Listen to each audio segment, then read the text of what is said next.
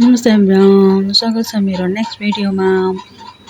जो तरकारी सरकारी सब चाहिँ दिदी र आमाले पठाइदिनु भएको चियानपाडाबाट के छ हेर्नु है, के छ हौ।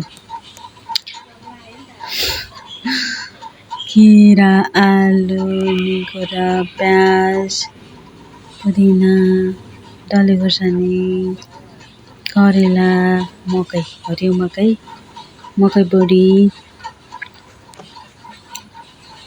भट्टा, यो के हो, चामल, यो चाहिँ यो सिल्टु, फर्सीको मुन्टा केलाएर पठाइदिनु भएको रे।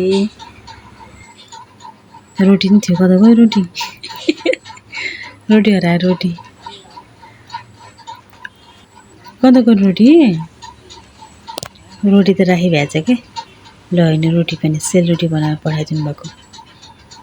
बजारमा बस्छन् भने सबै गाउँबाट आउँछ।